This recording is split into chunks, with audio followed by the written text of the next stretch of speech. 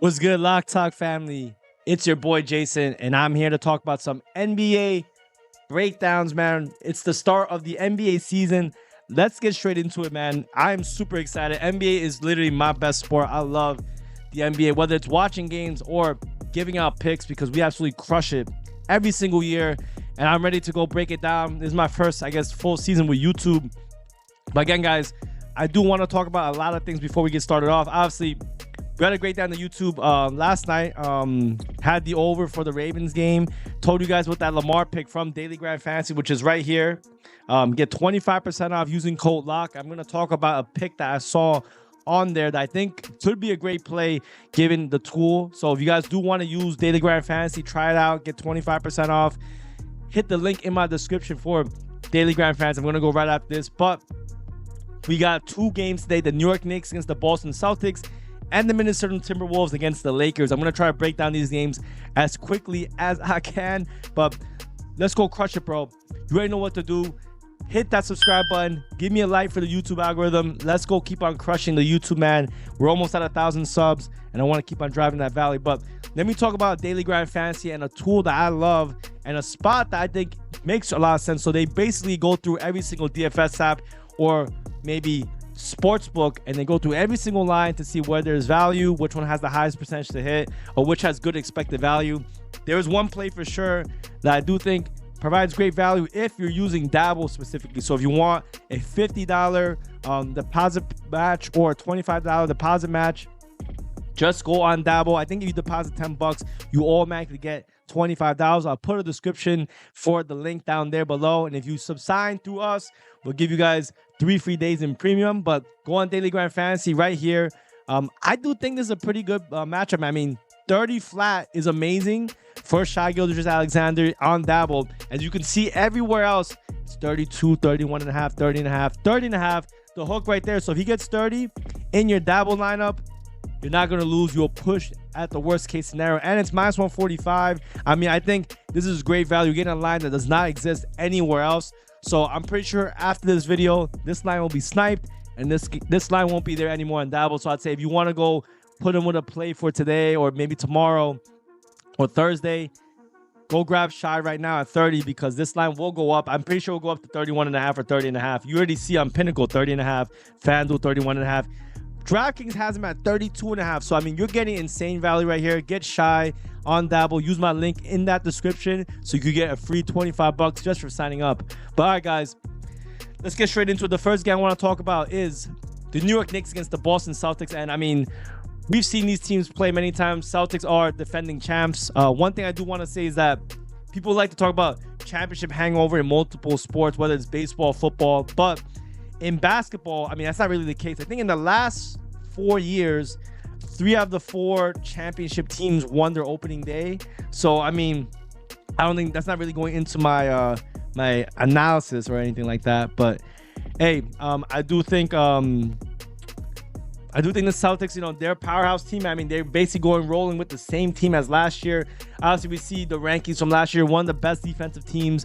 The only guy that they're missing right now is Porzingis, but everyone else is pretty much the same. The Knicks, however, are missing a few guys, and I think they're pretty big, even though they made a bunch of trades this season. Obviously, they got basically the Nova Knicks. They got Mikal Bridges. They also got Karl-Anthony Towns in a pretty big trade, trading Julius Randle and trading DiVincenzo. So, I mean, that's going to be tough, man. I mean, I do think not having a true center like a Mitchell Robinson or Precious Achiuwa or even Hartenstein could be big, because they need that physical presence, but they do have a bunch of shooters now for sure. So will the additions of OG being back, that's huge, because when he played in the postseason or at the end of the season for the Knicks won an incredible run.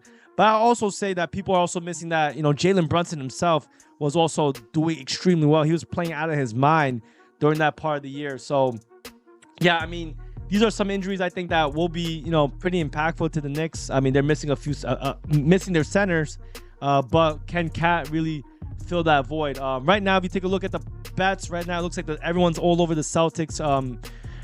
Money, the bets, the spread, looks like Celtics as well. Everyone's on the over. I mean, this is typical of what the public likes to do. I'm not saying the public can't win, but I mean, hey, I do think everyone seems to be on the Celtics, and I think for good reason, man. Celtics 5.5-point favorite. This is past that key number of like 4. You're getting close to that 6 number, where 6 is like, the max you usually want to bet on a team unless you think it's gonna be a clear blowout. The question really is like, have the Knicks trades been good enough to give them the chance to beat this Celtics team who has been insane, bro? I mean, they were one of the best home teams, just winning straight up at home.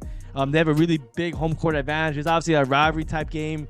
And in prior years, I would say the Knicks always played the Celtics well at the spread, but that was because the Knicks used to get really big spreads. Like, if you don't remember, before they got Brunson and guys like that, they were a pretty bad team, like in terms of winning, but they covered spreads because they would get like 8-point spreads, 10-point spreads. Now they're getting 5.5-point spreads respectfully because the Knicks are a good team. So could be a competitive game, but still a pretty big spread. Like, more than 2 buckets is tough to do in the NBA. Even though you guys probably seen guys get blown out by 20 points, 15 points. When you have 2 competitive teams who are somewhat rivals, I mean, they're going to play hard. Knicks, they got their butts whooped, I believe, last year in the head-to-head. I mean, I think I could pull it up. Let's see. It's going to head-to-head. Let's see. Last year, we take a look. This is preseason, so lost. And they covered 1 game, and that was at New York. In Boston, they have not covered, and they got some pretty big spreads, 7.5, 10. I don't remember what the injuries looked like, though, so let's take it for a grain of salt. But, hey, man, I mean, this is a big game, man. New York hates Boston. Boston hates New York, but there are some props I definitely like for this game, but I'm going to have to keep those for premium. But in terms of a side, man, I don't know, man. I will say this. The Celtics missing Porzingis is definitely huge. If he was playing at a 5.5-point spread, I mean, I think I'll definitely lean with the Celtics. Horford will be playing. They have the chemistry down, man. I mean, there's no reason, in my opinion, for them to have changed their lineup at all. But I do think at a 5.5-point spread, playing in Boston, Knicks still got to figure some things out with their new team. I do think the Celtics have a slight edge. I have this game capped around a 5-point game. So, I mean, I guess maybe there's some slight value with the Knicks at 5.5. But I do think the Knicks, I do think the Celtics win the game. Knicks can definitely cover, but for the sake of the video, give me the Celtics at the spread. I think the Celtics end up covering and winning the game, but I have this game capped around a 5. For the over-under, I'm not really sure, man. I mean, it really depends on how the Knicks do with their rebounding, them stopping the Boston Celtics shooting threes, because that's all they do, man. They shoot a ton of threes.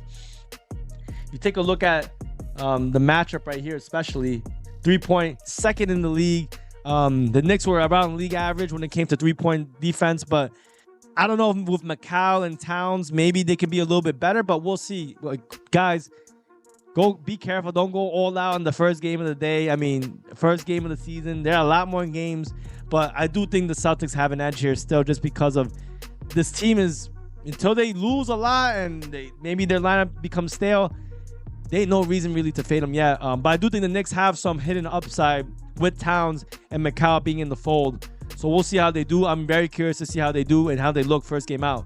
But all right, guys, let's go to that second game. West Coast game now. We got the Timberwolves against the LA Lakers.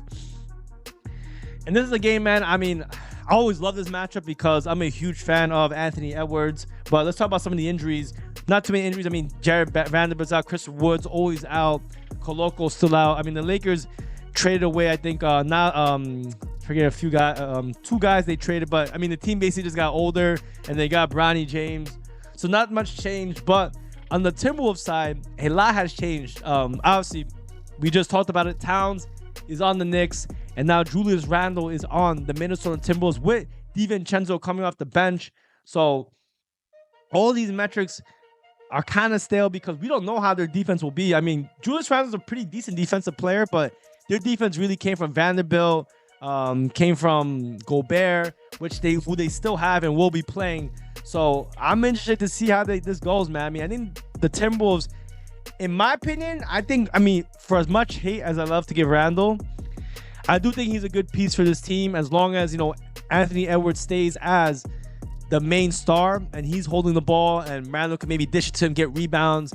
He's a very good rebounder and passer. I'll say that. Shooting, he's okay. He's pretty good from three when he gets hot, but I mean, sometimes he thinks he's a lot better than he really is, in my opinion. So that being said, I mean, look, Lakers looks like they will have LeBron James. They're gonna have Anthony Davis. In terms of like where the line is, let's see. Oh, one thing I would like to say too. The one thing I will say is this: the defense for the Lakers, they were one of the worst 3-point defense teams in the league. Obviously, Towns not playing and him being switched for Randle's not a big deal. I mean, they both shoot a lot of threes and they both can shoot the three. So I don't think it matters too much. But hey, I mean, I think if the Timberwolves are able to shoot their threes with Edwards, with Randle, with whoever, Conley, even Vanderbilt, I mean, they could give the Lakers some problems. In terms of obviously the offensive side for the Lakers, I mean, they love to attack the basket, but the Timberwolves obviously have a pretty good historically basket defense. Same thing with the Lakers, man. The Lakers, they're really good at covering the paint, but obviously Gobert's a tough matchup, but he will be going against Anthony Davis, who is one of the best offensive centers in the game. So with that being said, I mean, let's take a look at the game line. I mean, pick-em game, 1.5 point spread.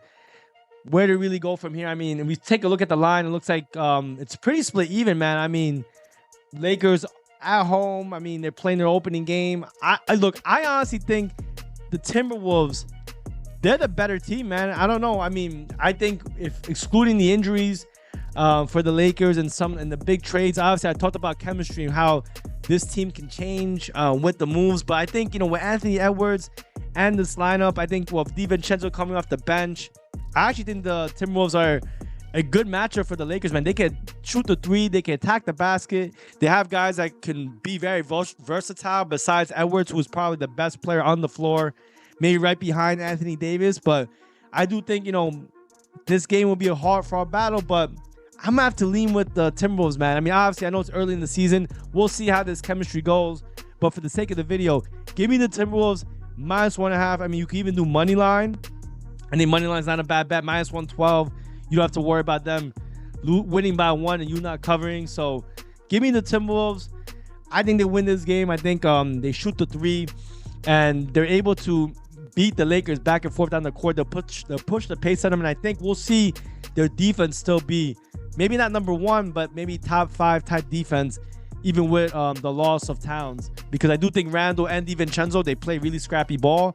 And they'll still continue to be a big threat on the defensive side, on top of being a big offensive threat. So, all right, guys, thank you so much for tapping in. Again, guys, check out my guys at Daily Grind Fantasy. I mean, they found a really good line for Dabble.